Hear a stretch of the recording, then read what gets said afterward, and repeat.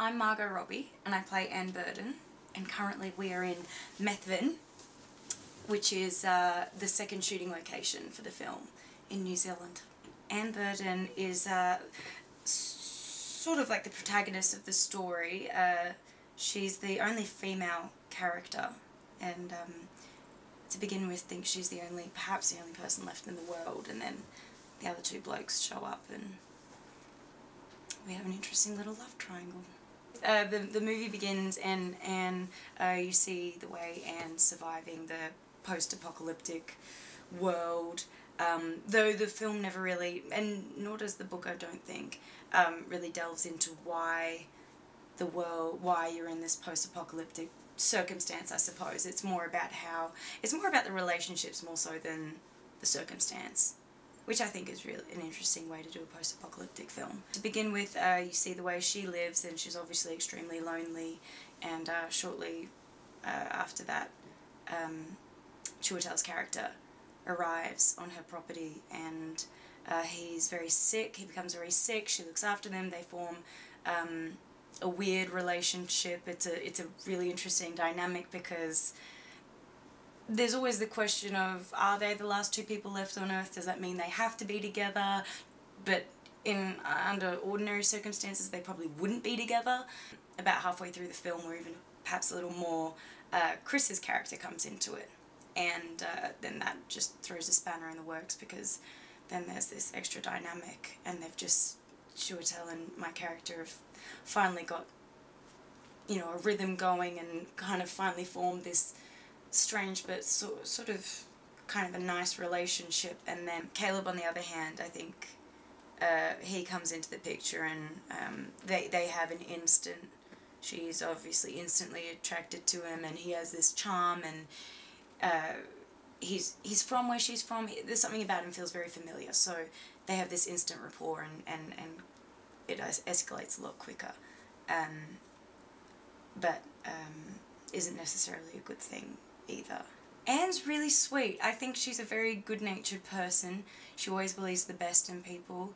I think some people may see her as a bit of a pushover. I don't think that... She might be a bit of a pushover in a sense that she's a people pleaser, and she just wants to make people happy, and always diffuse the tension. And if that means sacrificing what she wants in a situation in order to achieve that, then she will. But her strength is in other areas. She has a very strong faith, and that's a big part of the film. But she's also very young. She hasn't had a lot of life experience, so she's learning a lot of these life lessons throughout the film, and making mistakes along the way, and obviously very repentant for them. Craig is the best. He is so good. He is such a good director, and he's very calm and cool on set. He doesn't yell. He never yells, ever. He's really lovely. He's very approachable. I don't think any crew member would be scared to approach him and ask him a question. I think that's a really good way to work. I don't think sets run as efficiently when there's a hierarchy, or when different departments don't communicate with each other. When everyone can communicate together and work for a unified purpose, things just run so much quicker and so much more smoothly. It's just a more efficient way of working, I think. So yeah, I mean, and it starts at the top. It starts with your director. So he kind of leads by example, and the sets, it's just a really nice place to work, and I think he's a big part of that.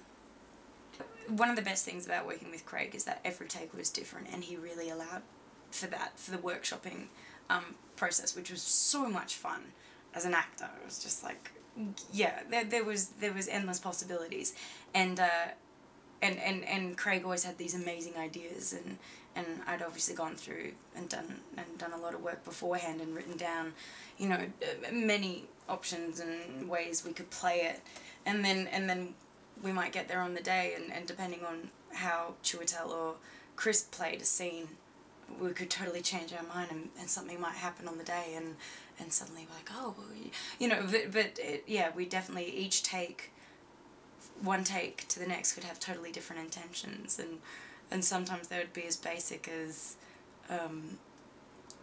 you know, something, you know, it might just be like, play a really church girl on this one.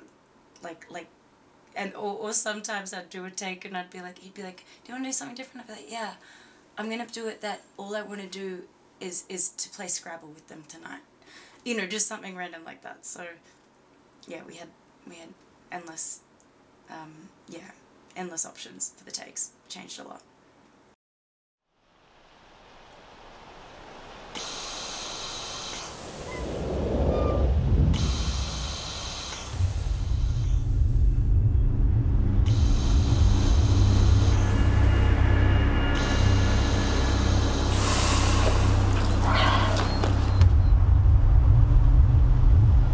I didn't see anyone alive for over a year. My dad told us he can't leave the valley. As long as we stay here, we'd be protected. Hey! Get out of there! Who are you? You just need to get out of the water, please.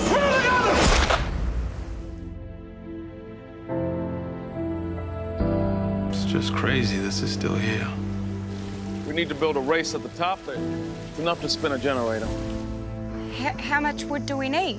Sorry? And it's because of him that we survived that...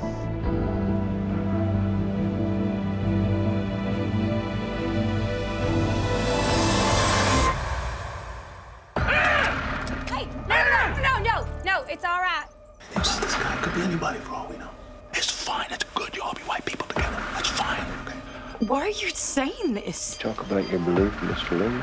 But it was us believers, don't you think? You fancy a wager on which one of us bags him? What do we stake? Damn. All the fucking time, okay?